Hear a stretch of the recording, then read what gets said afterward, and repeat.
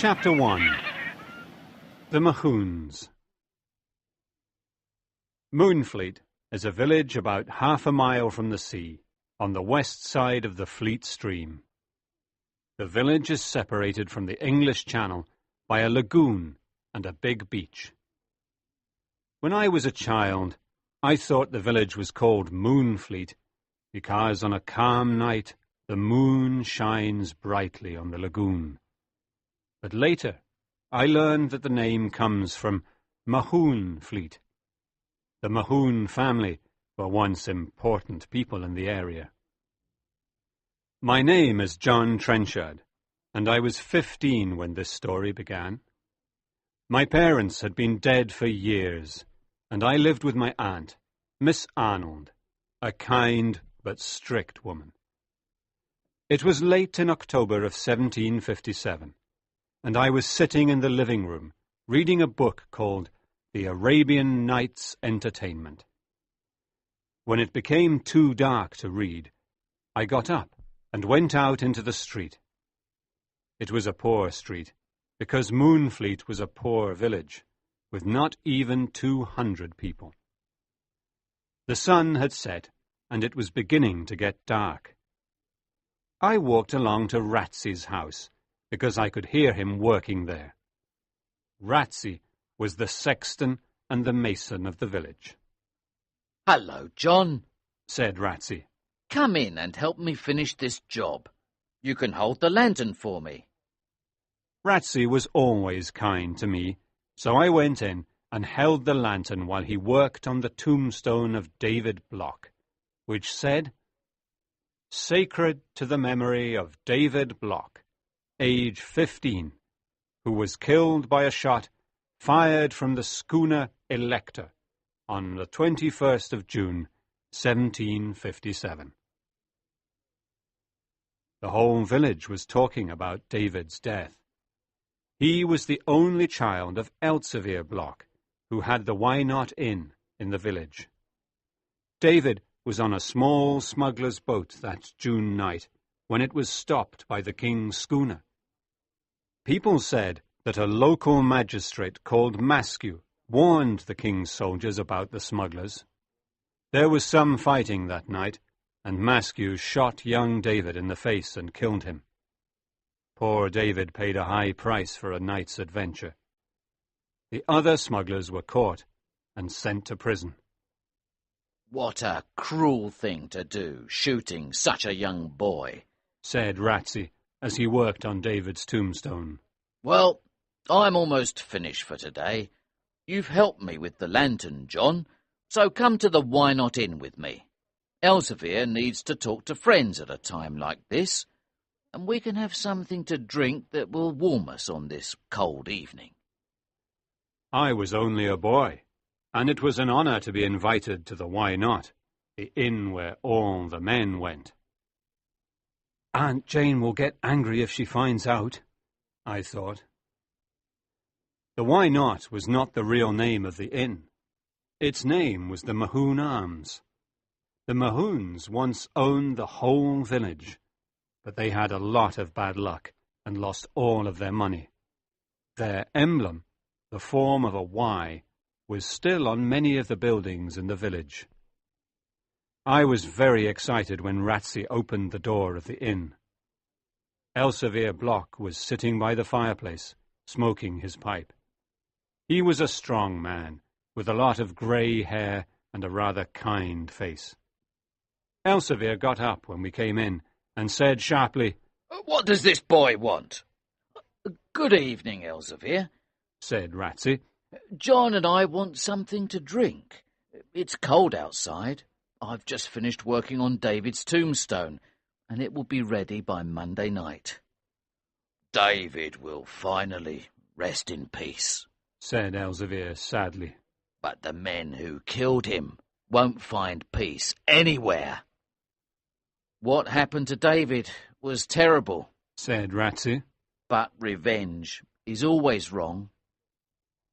Elsevier did not answer and looked at the fire in the fireplace. We drank some hot tea and looked at the fire too. At last, Elsevier spoke. John, it's time for you to go home. Men say that Blackbeard walks around the streets on the first cold nights. He evidently wanted to get rid of me, so I said good night and left. I ran all the way home, and I didn't go by the churchyard, because Blackbeard's ghost was there at night. Blackbeard was one of the Mahoons who died a century ago, and was buried in the crypt under the church with other members of his family. Some people said he could not rest because he was looking for his lost treasure. Others said he could not rest because he had been evil in his life. Their description of Blackbeard was frightening. They said he was very tall and strong, with a long black beard, a dark face, and evil eyes. The Reverend Mr. Glennie, who was the parson and our schoolteacher, knew a lot about these things. He said that Blackbeard's real name was Colonel John Mahoon. During the Civil War, King Charles I was a prisoner and gave him a huge diamond in exchange for a favour, to help him escape. Mahoon took the diamond, but did not help the king escape. He hid the diamond somewhere, and after the war he returned to Moonfleet, where everyone hated him. Mahoon died, and the secret of the diamond died with him. So now his ghost was trying to find the precious diamond. However, Mr. Glennie did not believe that Blackbeard had hidden the diamond in the churchyard. He believed it was hidden somewhere else. I was a brave boy, but I never walked near the churchyard at night. Chapter 2. Noisy Coffins. On the night of the 3rd of November, there was a terrible storm with very strong winds. I don't think anyone in Moonfleet could sleep that night. Early the next morning, the churchyard was flooded and water started entering the Why Not Inn. But by 9 o'clock, the wind stopped blowing and the sun came out. Before noon, the people of the village came out of their houses to talk about the terrible storm. This storm was important to me because it changed my life. Now, I will tell you how. Very few people came to church on Sunday morning after the flood. Mr. Glennie, Ratsey, a few of us boys, some old women, and, strangely enough, Elzevir Block, who never went to church. It was cold and damp inside the church, so Ratsey lit a fire. Then something unusual happened. Just as Mr. Glennie started his sermon, we heard a strange noise under the church. It was not a loud noise. It sounded like two boats touching each other at sea. We boys looked at each other, because we knew what was under the church, the tombs of the Mahoons. They had been there a long time, and they had never made any noise. Everyone in the church was frightened. Then we heard another, louder noise. Oh! It sounded like the cry of a man. At that point, everyone ran out of the church, except for Mr. Glennie, Ratsey, Elzevir Block, and me. Mr. Glennie went on with his sermon, and did not say anything about the strange noises. At the end of the sermon, Ratsey asked, Mr. Glennie, are dead men moving under our feet? No, no, said the parson. The flood has filled the crypt with water, and so the coffins are moving around and making a noise. I believed the minister's words, but I was frightened. We left the church and walked towards the village together. Mr. Glennie was always friendly and kind to me, so I asked him a question. Mr. Glennie, what do you know about Blackbeard and his treasure? My dear boy, he answered, I don't know much. I only know that Colonel John Mahoon, called Blackbeard, spent all of his family's money, and the poorhouses of Moonfleet had to close. He was an evil man, and even killed one of his loyal servants. At the end of his life, he was probably afraid, and he talked to the Reverend Kindersley of Dorchester. He left a will which I have seen. You've seen Blackbeard's will? I asked excitedly. Yes, said Mr. Glennie. He said that his treasure, which was the diamond, should be sold and the money used to repair the poorhouses. But he never said where the diamond was hidden. He probably wanted to get it himself, sell it, and then give the money to the poorhouses. But he died before he could get it. So people say he can't rest in his tomb until the treasure is found and the poor are helped.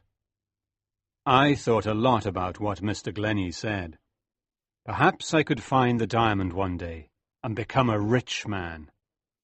I also thought a lot about the noises under the church. I decided that coffins did not make those noises because they get old and the wood breaks after a few years. But what made those strange noises? So on Monday after school, I ran down the street and across the fields to the churchyard. I wanted to listen to the Mahoon coffins. I could not get into the church because Ratsey had the key, but I stood outside and listened carefully. Everything was silent. Those strange noises had stopped. I walked to the back of the church because it was sunny there, and I saw two men, Ratsey and Elsevier Block. Ratsey was lying on the ground with his ear to the wall, and Elsevier was looking at the sea with a small telescope in his hand. I was surprised and didn't know what to do. At first, I felt like running away, but then I decided to stay.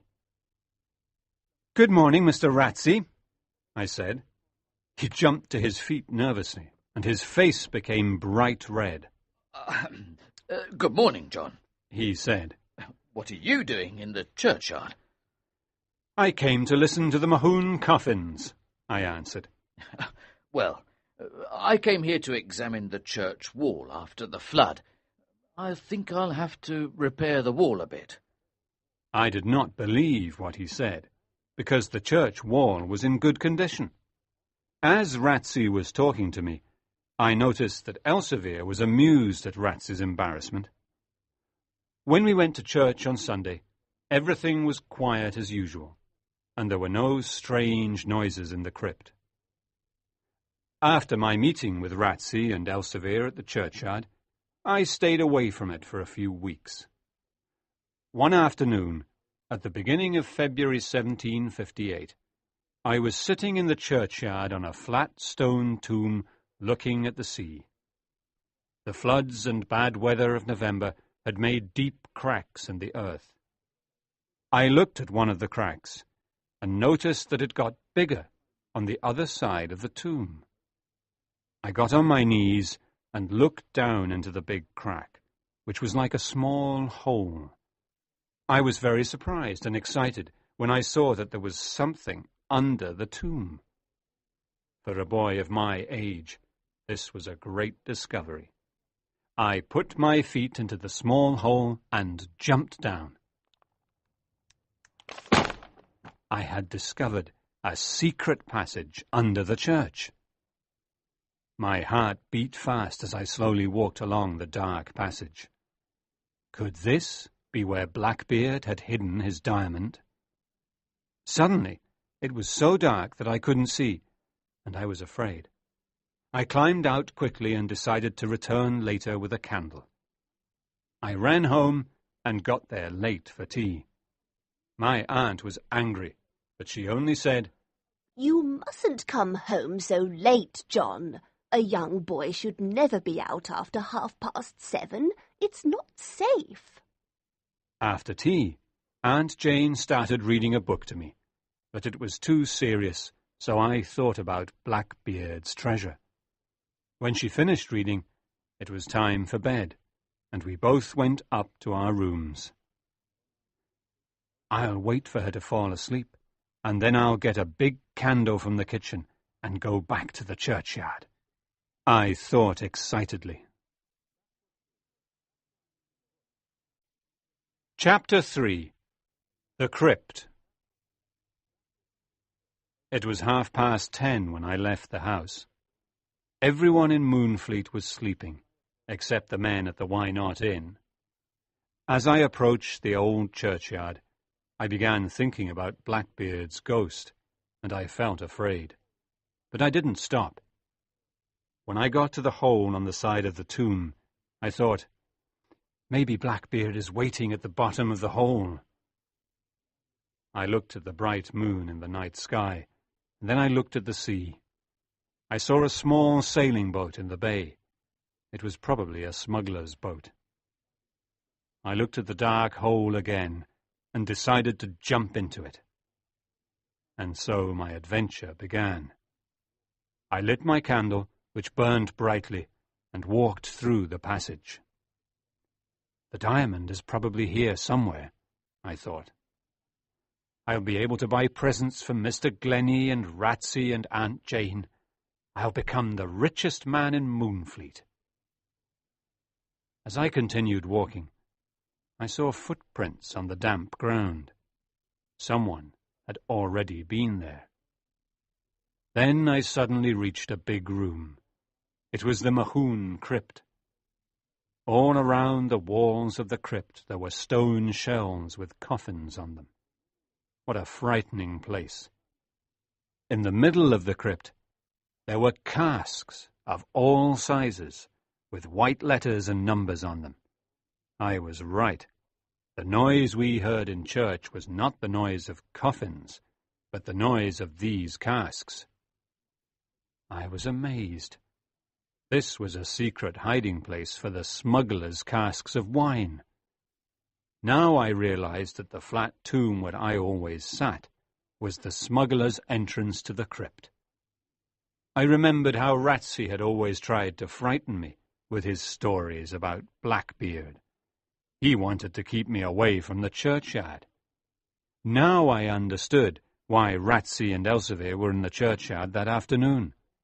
They knew about the secret hiding place, and they probably knew about the smugglers. Perhaps they were smugglers. But how could I find the diamond? I looked at the coffins for a few minutes, and then the clock in the church tower struck midnight. What a ghostly time, and what a ghostly place. Suddenly, I began hearing voices in the distance, and I was terrified. The voices got louder, and I heard a man jump from the churchyard into the crypt. He started talking to other men who were still in the churchyard. I wanted to hide, but I didn't know where. When I saw a coffin on the top shelf of the crypt, I put out my candle, climbed up, and hid between the coffin and the wall.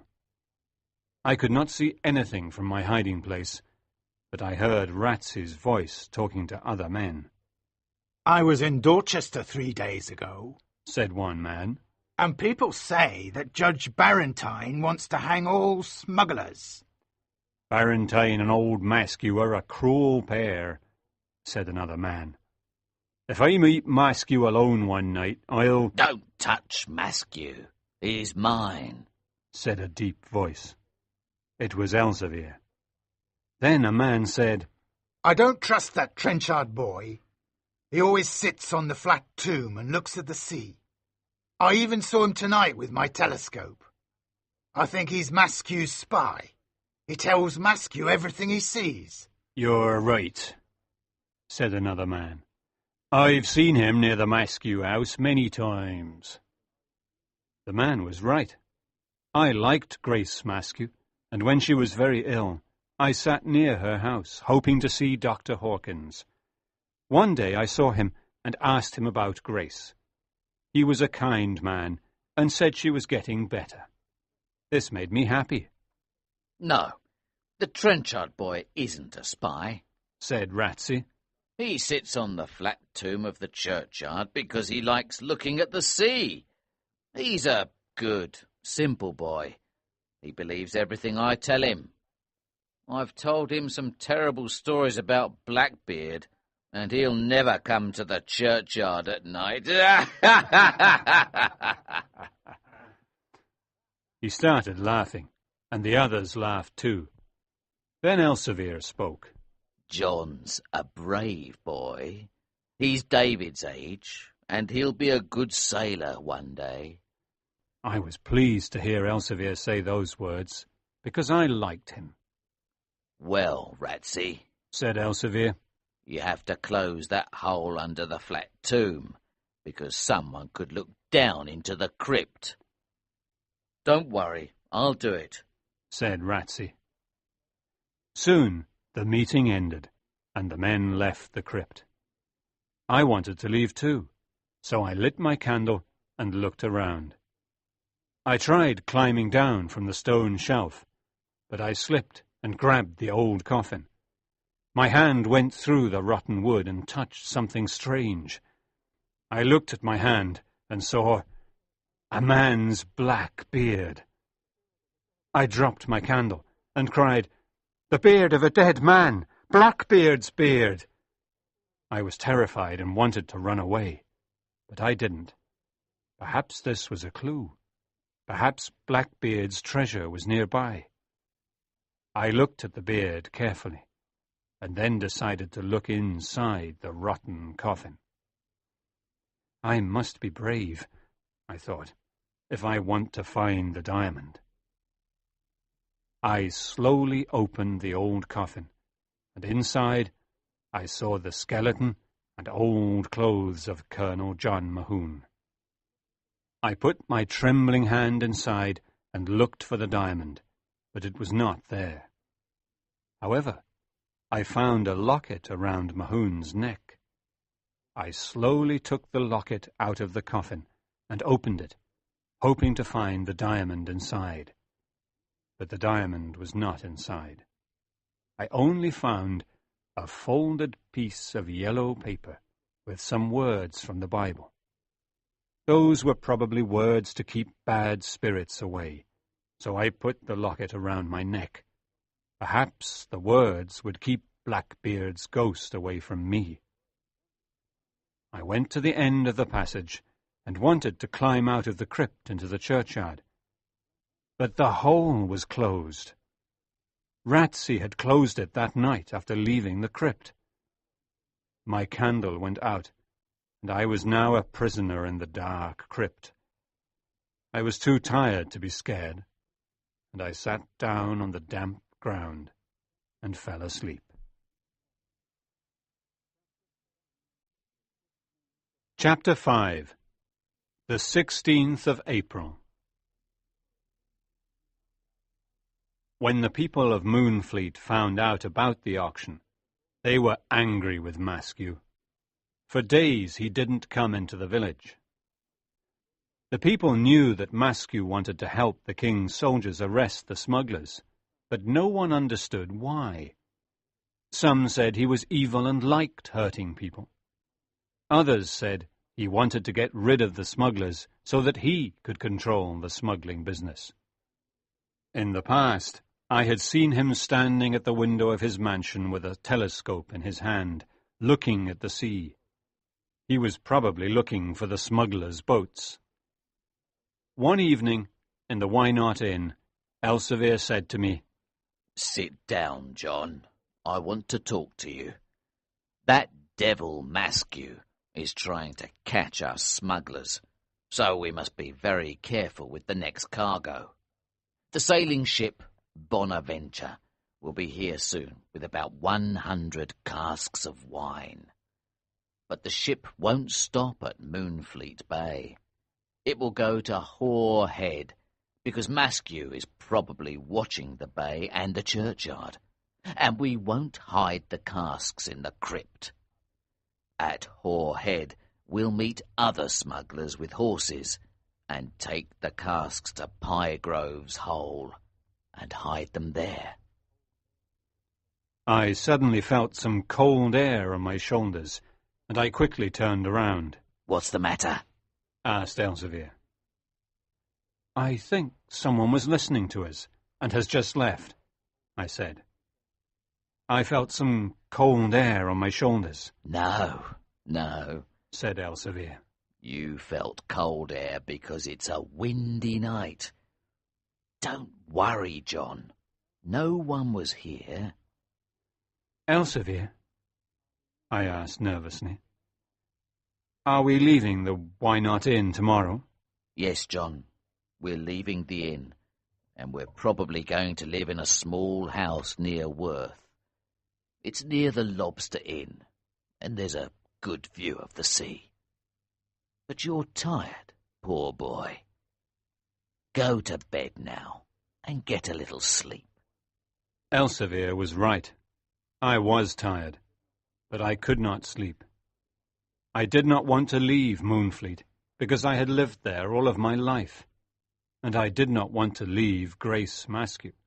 She was a dear friend, and I loved her. I decided to go and meet Grace the next morning in our secret place in the woods. The next day was the 16th of April, and it was a day I will never forget.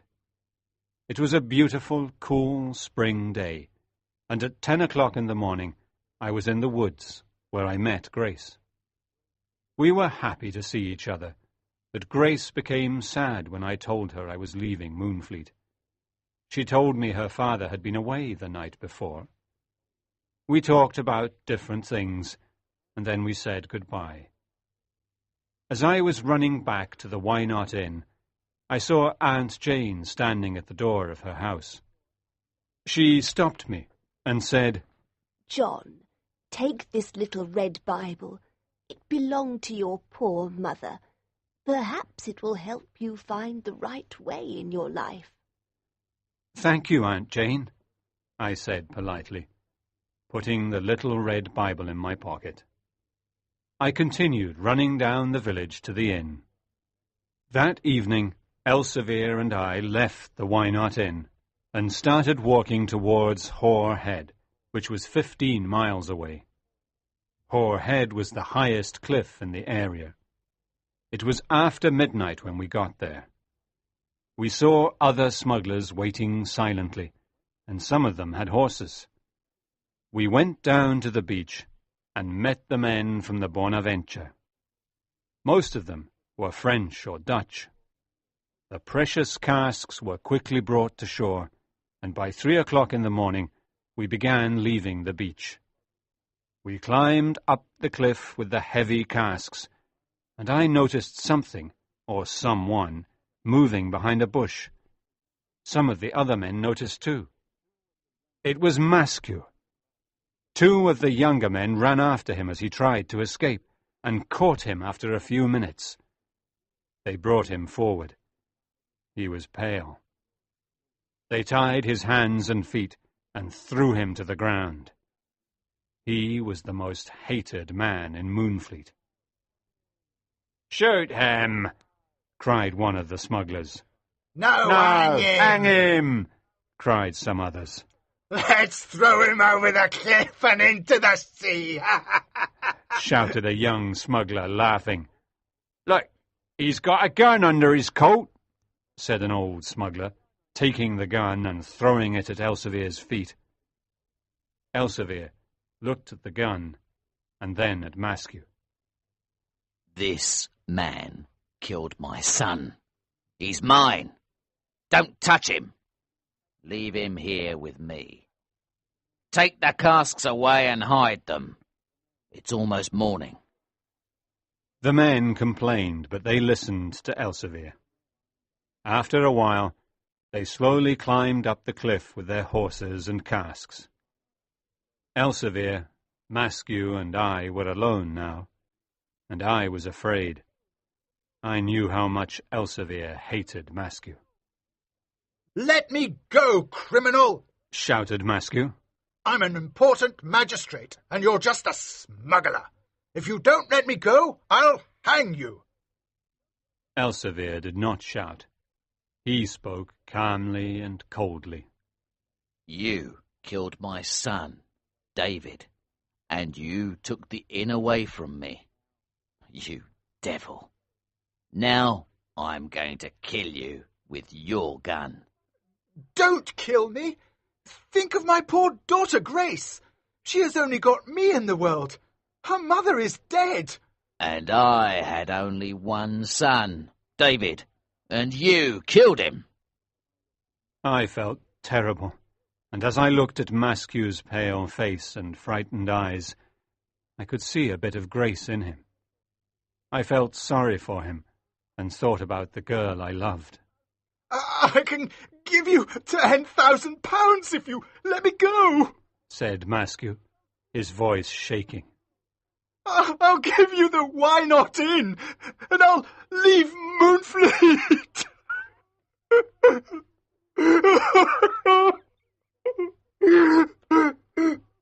Maskew started crying like a baby. It was a sad scene. I looked at Elsevier in the eyes and said, "Please don't kill him. Think of his daughter, Grace. She'll be all alone. Let him go, Elsevier." Elsevier raised the gun and pointed it at Maskew's head. At that moment, I pulled Elsevier's arm and the gun went off, but Maskew was not hit. Suddenly, we heard voices on the cliff above us, and we looked up. There were about 20 of the king's soldiers standing on top of the cliff, with their guns pointed at us. "Stop where you are!" cried one soldier. "You're prisoners of the king!" "Someone told them about the ship!" cried Elsevier angrily. "And I know who it was. It was you, Maskew. You were listening to our conversation the other night at the inn. John was right. You're a dead man." Elsevier pointed the gun at Maskew's head, but at that moment some shots came from the cliff. Maskew fell over. He was dead. A shot from one of the soldiers had hit him in the head and killed him immediately. "Run to the side of the cliff and hide!" cried Elsevier. I started running, but I fell and I felt a terrible pain in my leg. "I can't walk any more," I said to Elsevier. He turned around, picked me up like a baby, and carried me away along the side of the cliff, while the soldiers continued shooting.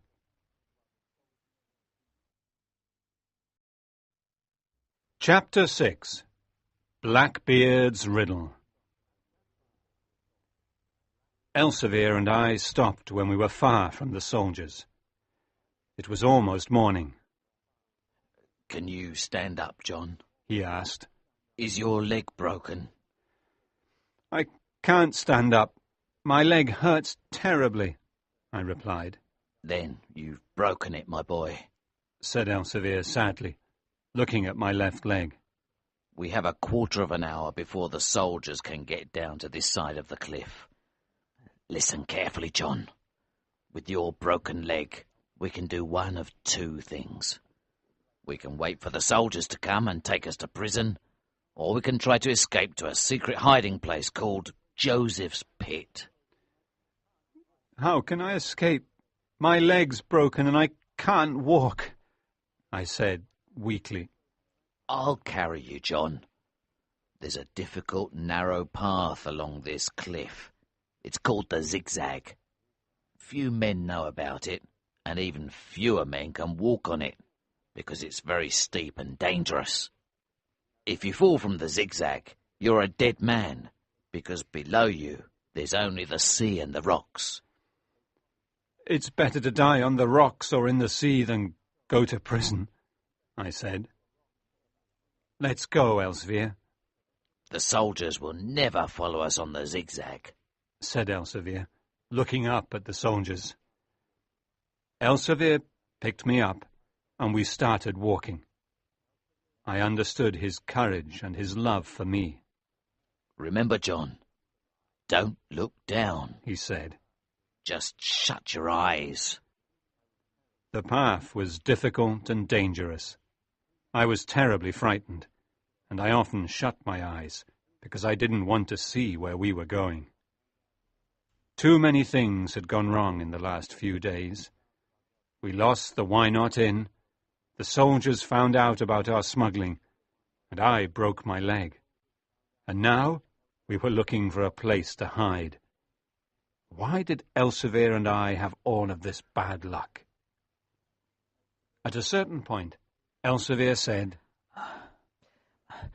Let's stop here for a few minutes. I need to rest. I'm not a young man anymore. Joseph's pit is the perfect place for us, because you must rest your leg a long time before you can walk again. Thank you, Elsevier, I said, trying to smile. My leg hurt terribly, but I did not complain. We were soon moving again, and Elsevier's strength amazed me. We finally reached the secret hiding place by evening, and we were both very tired. Here we are, said Elsevier. This is Joseph's pit. It's a big cave near the sea, and we'll be comfortable. No one can find us here. I looked around and saw that there was an opening at the far end of the cave. I felt the fresh sea air and was happy to be there. Elsevier gave me some water to drink, and I fell asleep on a bed of sand. I was very ill with a high fever for many days, and he looked after me like a mother looks after her child. At night, he went to find food, and during the day he never left me alone. He was able to tell Ratsy where we were, and Ratsy often brought us food, which he left at an old house nearby. Ratsy was a real friend, and he helped us as much as he could. Well, John, when your leg gets better, we have to leave England and take a ship to France, said Elsevier one evening. We'll stay there until the soldiers stop looking for us. Then we can return. By the middle of May, my leg was getting better. One night, when Elsevier was away looking for a ship to take us to France, Ratsy came to the cave and talked to me. I've got bad news, John, he said, pulling a piece of paper out of his pocket. Read this. The king's soldiers are still looking for you and Elsevier. Now there's a price on your heads. £50 for Elsevier and £20 for you. They think Elsevier killed Maskew. You're both in big trouble.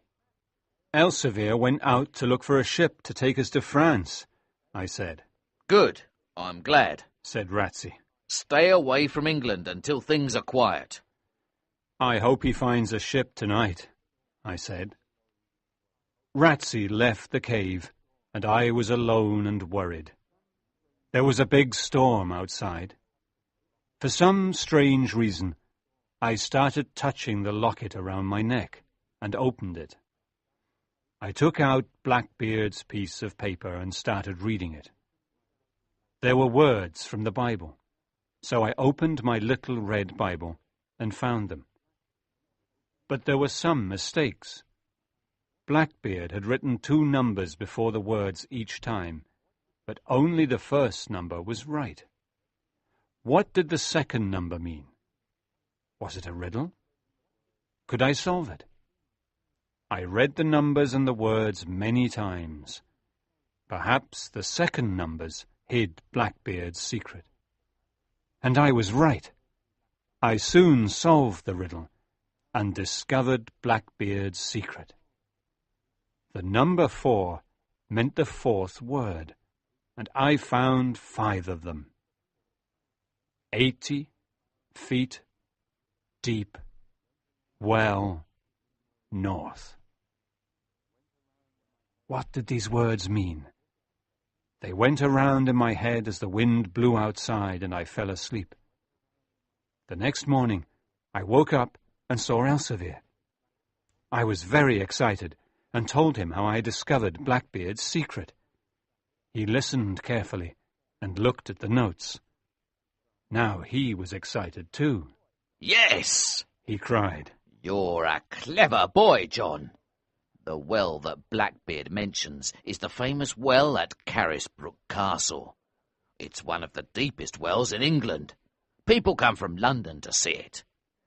Blackbeard probably hid the diamond 80 feet deep in the well. Carisbrooke. That's the castle where King Charles I was a prisoner during the Civil War, I said. I'm sure it's the well at Carisbrooke Castle. I know Carisbrooke Castle very well. It's about 2 miles from Newport on the Isle of Wight. We can stay at the Bugle Inn, where smugglers are welcome. Elsevier's eyes shone with excitement. Another week passed, and I started walking around the cave slowly. I was getting stronger every day. Elsevier went to meet Ratsey one night, and came back with clothes and a whip. They were the clothes of a carter. There were 2 white jackets, 2 hats, and carter's trousers. With these clothes, no one could recognize us. Your leg is much better now, John, and we can leave in 2 days, said Elsevier. The Bonaventure will come, and we can go on board at night. I immediately thought about Grace, because I wanted to see her before leaving. But I didn't want to tell Elsevier. Can I go back to Moonfleet before leaving for Carisbrooke? I'd like to see my old village one last time, because I love it. Elsevier smiled and asked, Do you love the village, or someone in the village? My face became red, and I said, I love Grace Maskew. Elsevier was silent at first, and then said, She's a good girl, and I'm glad I didn't kill her father. You can go and see her, but wear the carter's clothes, and be very careful. I'll wait for you here. Be back by midnight. It was dark when I left the cave, and I walked all night until I got to Moonfleet the next morning. I went to Grace's house and knocked on the door, hoping she was alone at home. When Grace opened the door, she did not recognize me in the carter's clothes. Grace, I said softly, it's me, John Trenchard. Are you alone at home? John, she exclaimed. come in. She put her hand in mine and smiled at me. Grace wore black clothes now because her father was dead, and she had a thin, pale face. I loved her very much.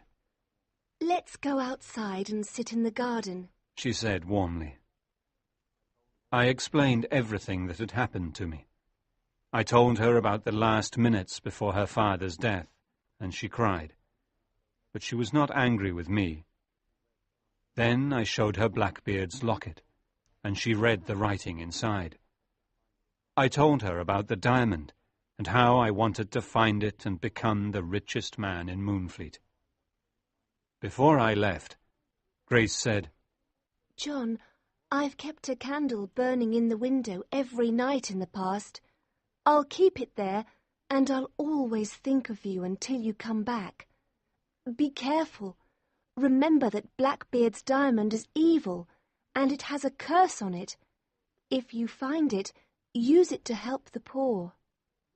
We kissed, and then I left.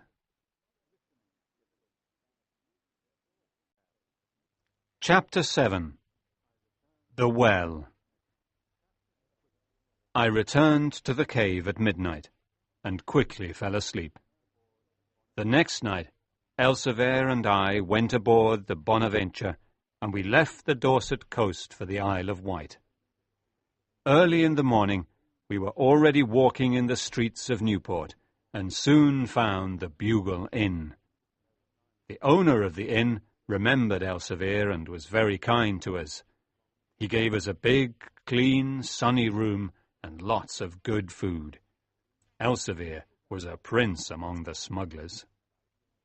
He was out most of the day getting information about Carisbrooke Castle, which was now used as a prison for French prisoners. I remained at the inn and waited for him. He was a clever man and made friends with the guards of the prison. He entered the castle a few times and saw the well. I wanted to get to the well without telling the man who looks after it, Elsevier said. but it's impossible, because I need his help.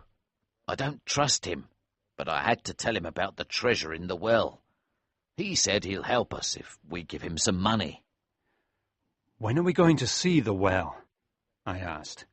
Tomorrow morning at 6. Said Elsevier.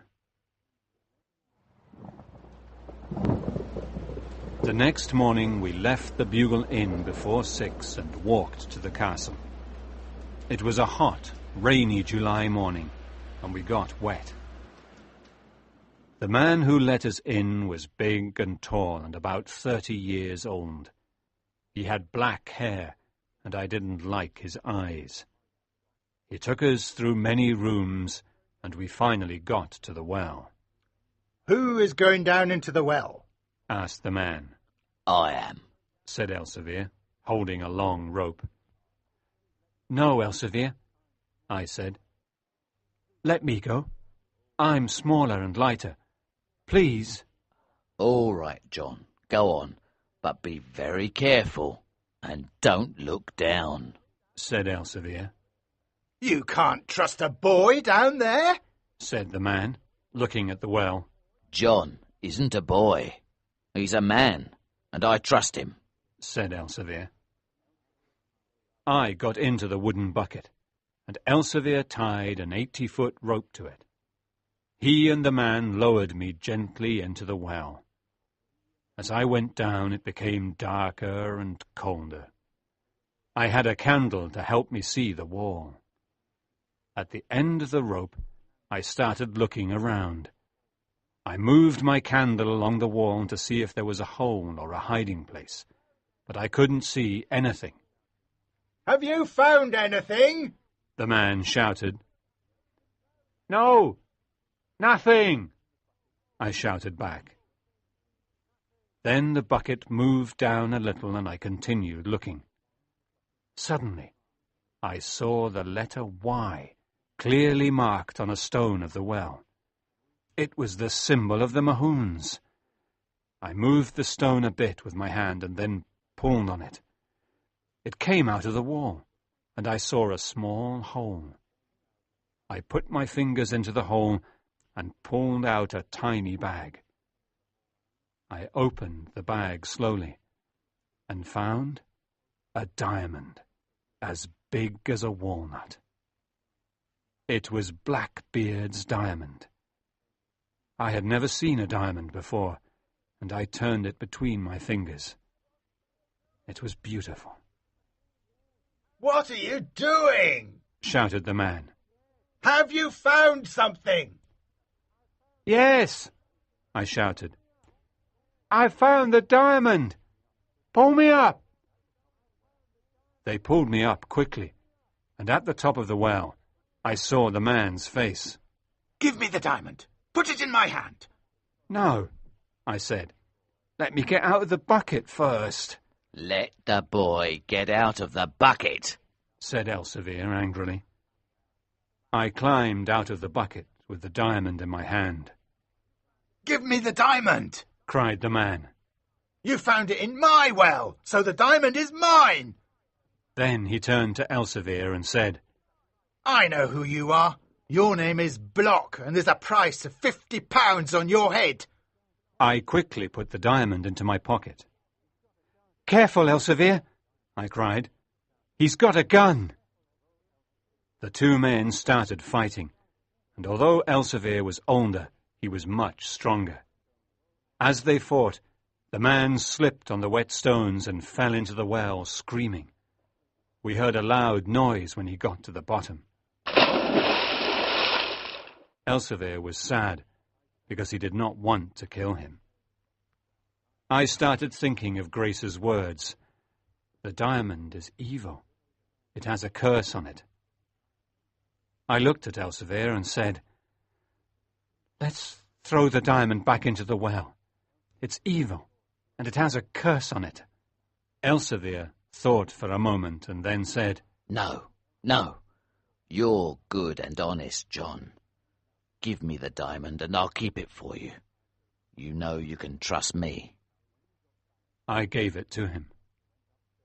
When we got back to the bugle, I went upstairs and lay down on the bed, trying to rest and think.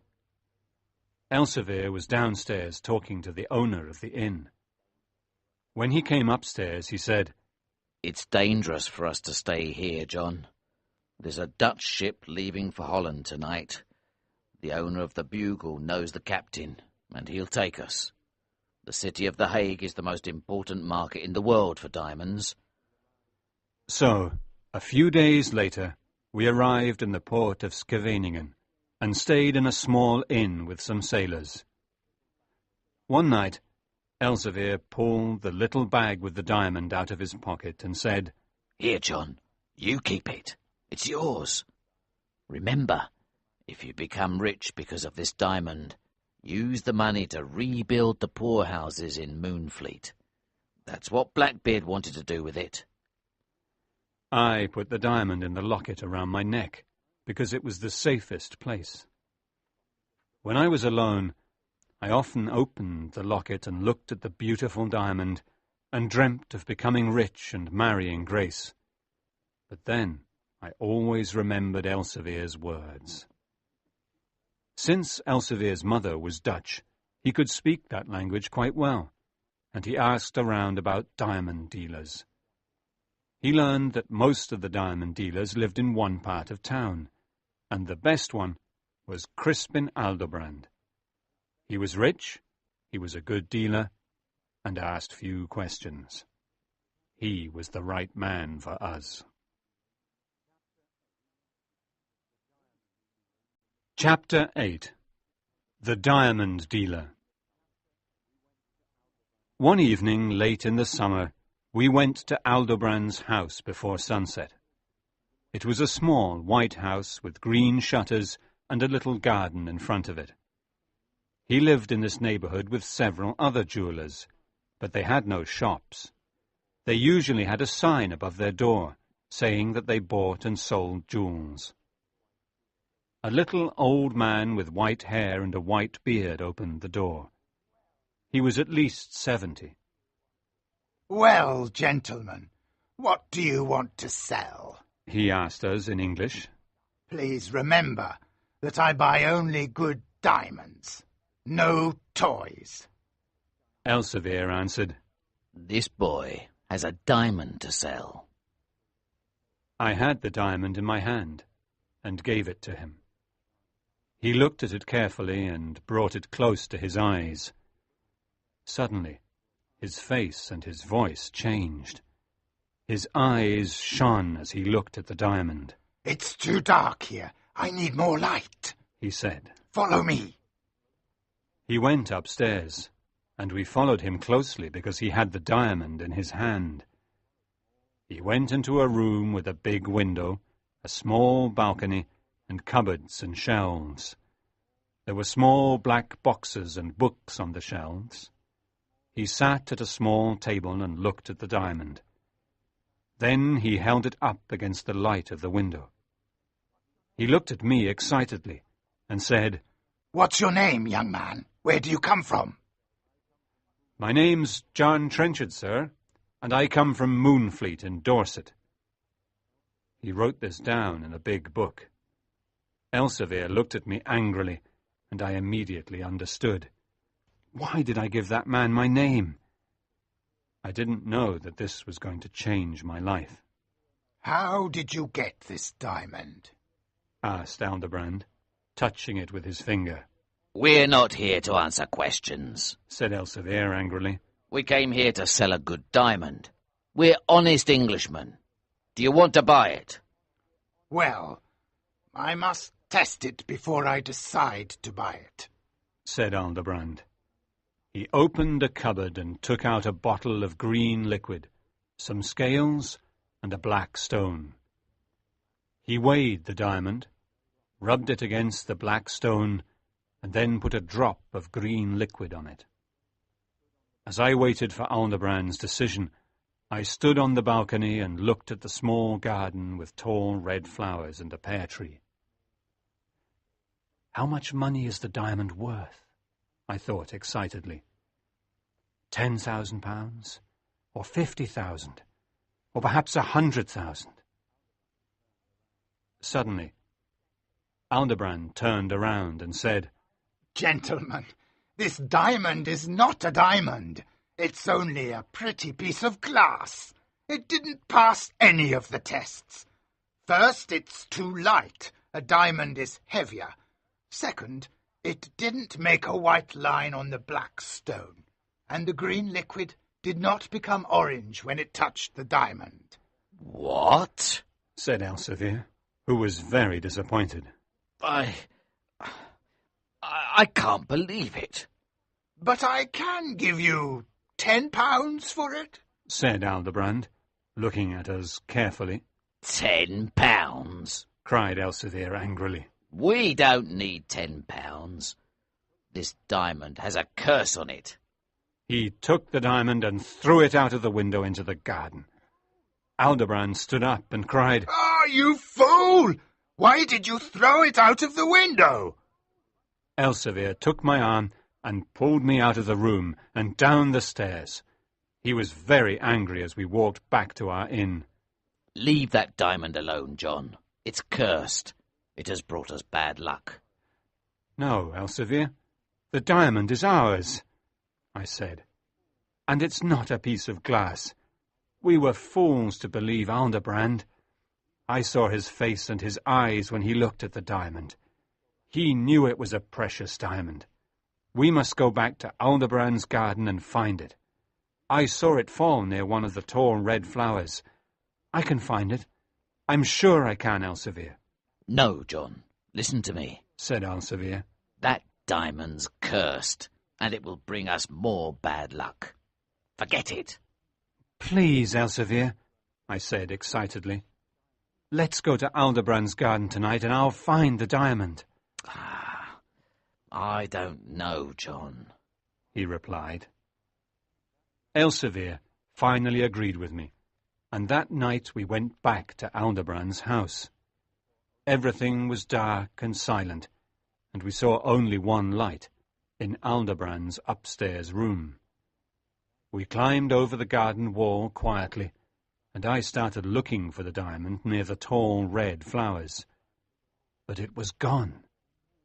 Aldebrand's already found it, I said softly. He knows it's not a piece of glass. Now, I'm going to climb on the pear tree and look inside his room. I'll follow you, said Elsevier. But be careful, John. Don't worry, I said excitedly. I climbed up to the balcony and saw Aldebrand sitting at his table, looking at my diamond. I was very angry because Aldebrand had stolen it. Without waiting to ask Elsevier what to do, I jumped through the window and into the room and put my hand on the diamond. Elsevier was behind me. Aldebrand screamed. "Thieves! Thieves! Help!" Suddenly, 6 big men who were Aldebrand's servants came into the room and hit us with sticks. I fell to the floor. I saw Elsevier fighting bravely, but then he fell too.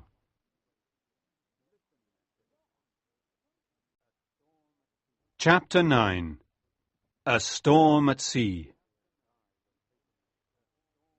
Elsevier and I were taken to prison, a horrible Dutch prison.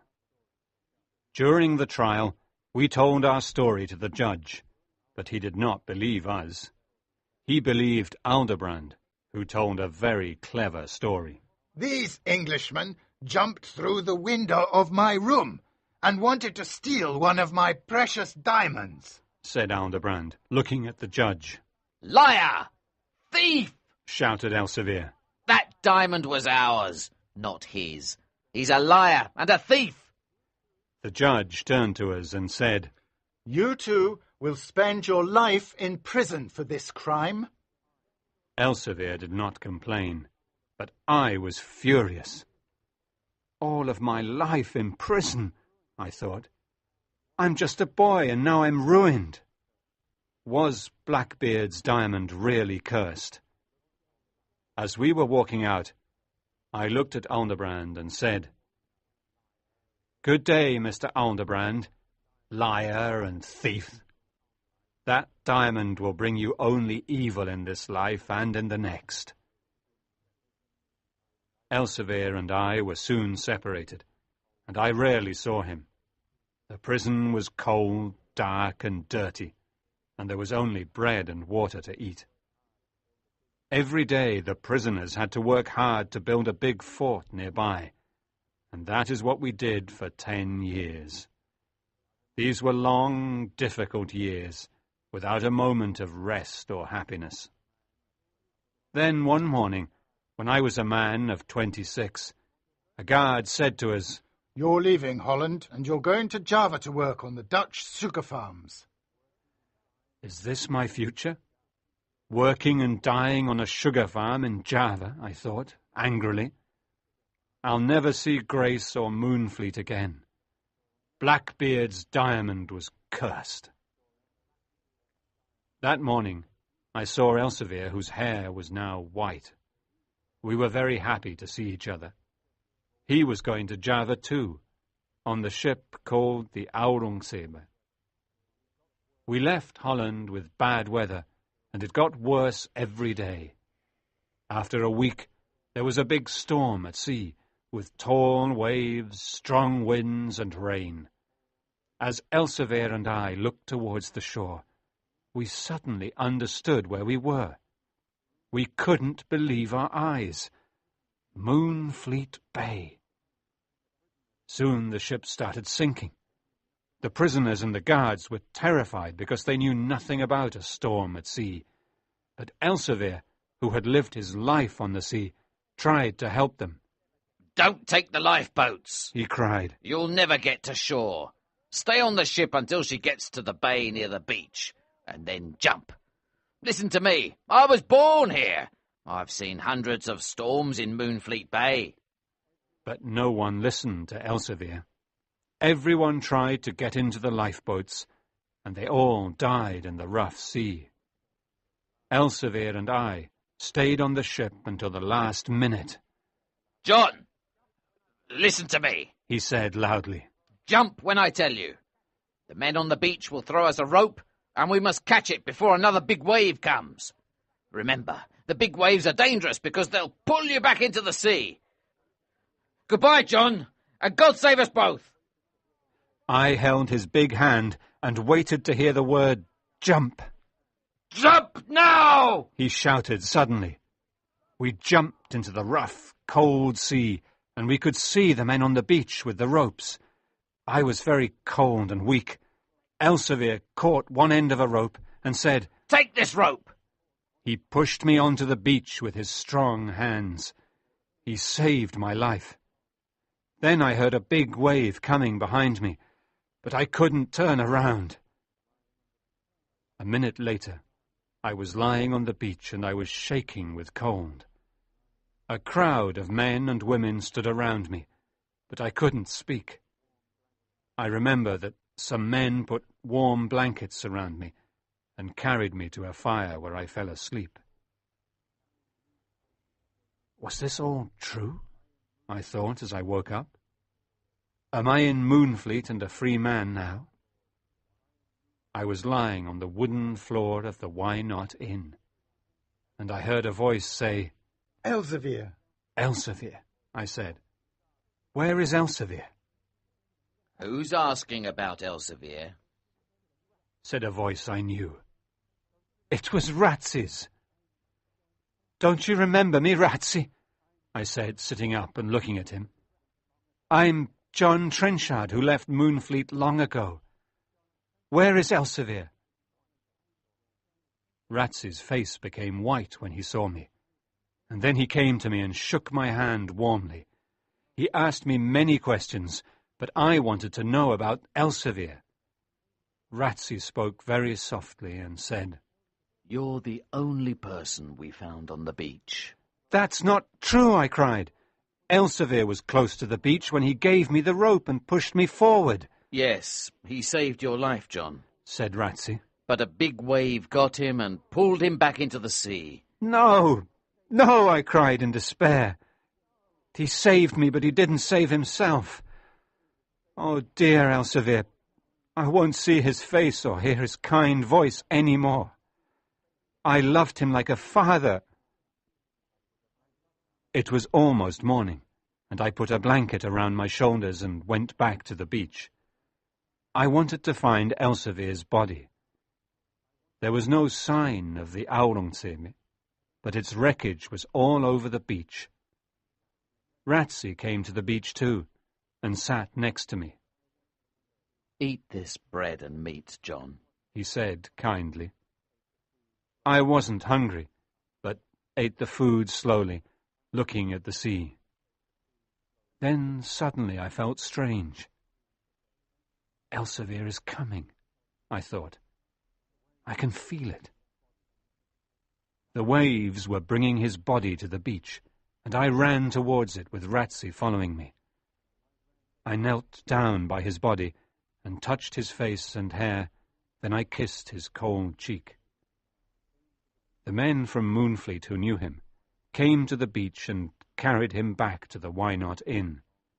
There they laid his body on the long table.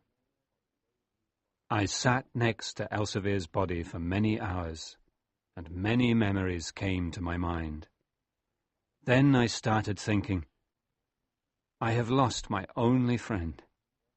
What can I do now? Where can I go? I felt lost and terribly sad. Then someone touched my shoulder. I turned around and saw a tall, beautiful woman standing behind me. It was Grace Maskew. John, She said. have you forgotten me? Didn't you see the light at my window? I could not speak, I'm very sorry about Elsevier. she said. I know he was a brave man with a kind heart, but do you still love me, John?